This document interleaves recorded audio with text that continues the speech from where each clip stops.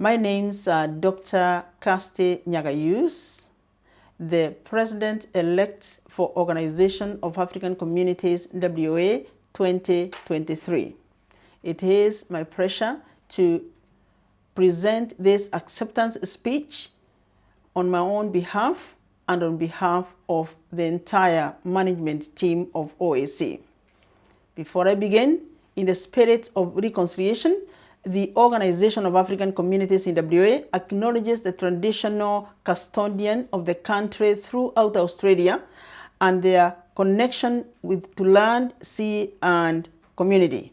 We pay our respects to their elders past, present, and emerging, and extend respect to all Aboriginal and Torres Strait Islands people today.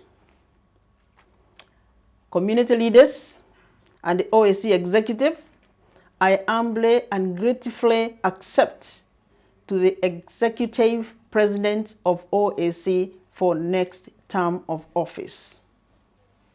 One of the most important aspects of the Constitution of Organization of African Communities is to give the member power to vote, which consequently designs on the person who is going to preside and take leadership for the current period.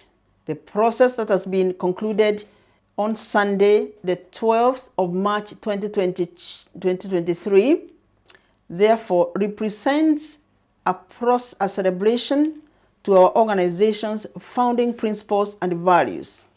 Accordingly, the vote has been an act that strengthens and upholds the vision of OAC.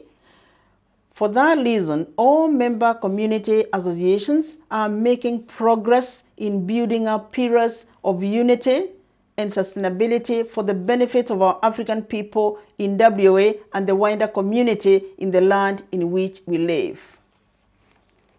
I want to congratulate Mr. Jotu Asama, the outgoing president, for his stewardship of the OACWA from inception to date. Your commitment, passion, dedication, and support to the community work have allowed OAC to advance its reputation, build valuable relationships, and prepare able leaders for the next phase of OAC. This phase, as we begin this term, with the member support, I become the second president of OAC and the first woman to be elected for this position.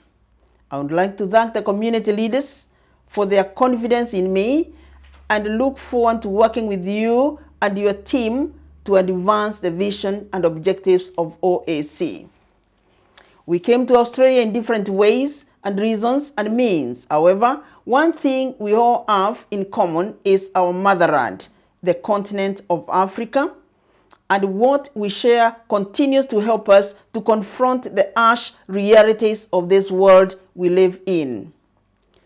We want constantly remind ourselves that working together is not an option but an obligation.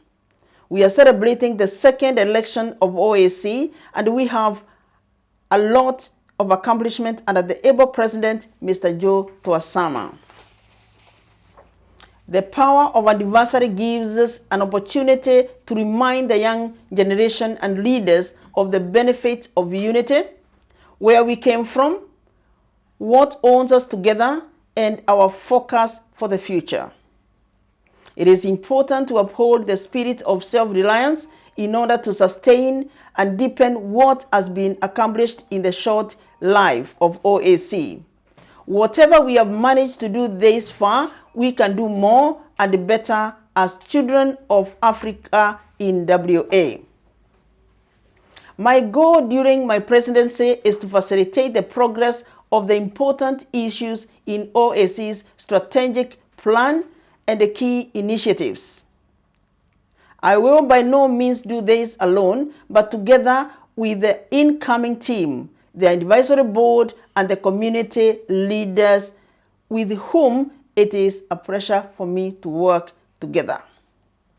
In addition, today, I reiterate my commitment to acting as an ambassador objective implementer of OAC Constitution and the strategic plan. As many of those here know, beside being a community leader, I am an entrepreneur, a business lady, a mother, a grandma, and a mom to very many Africans here. As such, I am aware that advancement requires resources. Programs and projects require funding. Staff requires salaries and wages. And asset value can deteriorate if not taken good care of.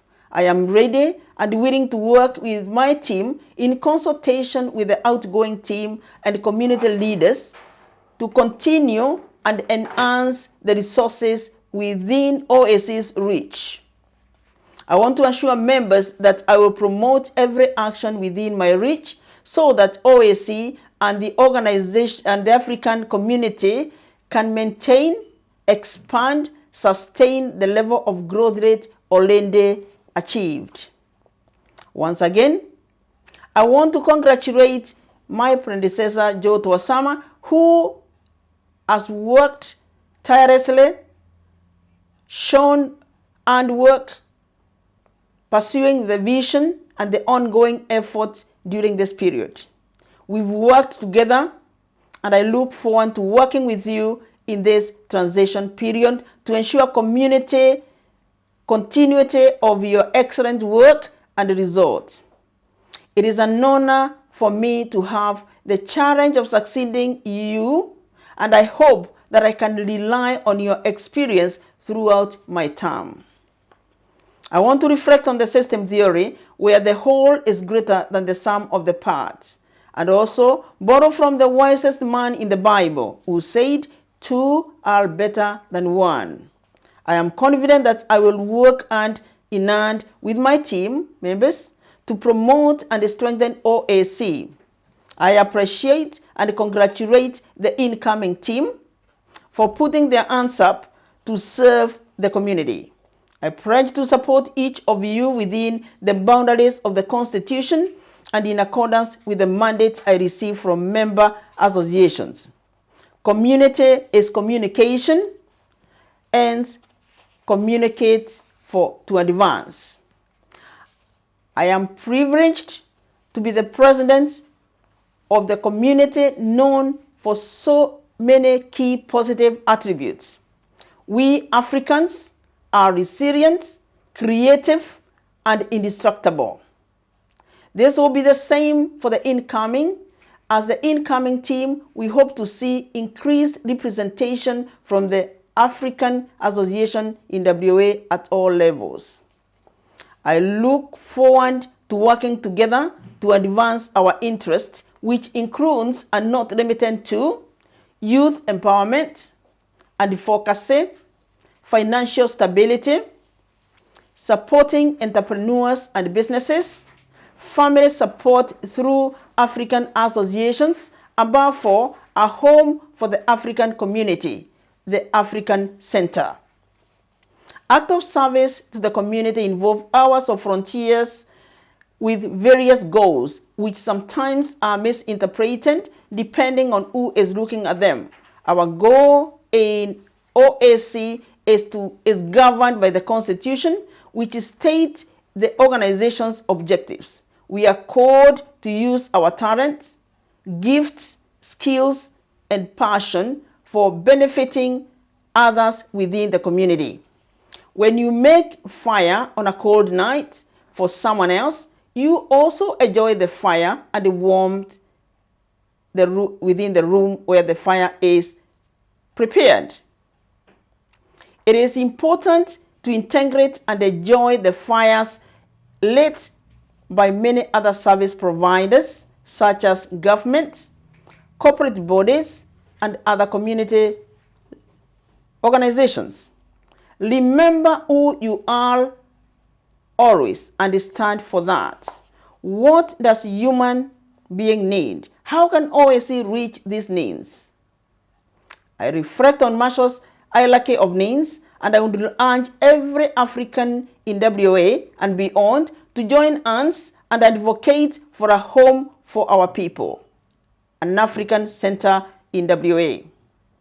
Empower our people to rely on their income and to put food on the table without relying on general centering. The government will listen when we have united voice. A thank you note to the families represented in the community, our outgoing committee, community leaders, electoral team, sponsors of OAC, and all the stakeholders. I salute and thank you all for believing in me to take the organization to the next level. Specifically, I want to thank my family who have allowed the community to share my time. God bless my family. God bless African associations. God bless our community. God bless our leaders. God bless our elders and seniors. God bless WA government and the federal government. God bless the entire humanity. Remember and keep remembering that whatever you have done, you can do better, more. OAC stands and ready to go ahead. Thank you.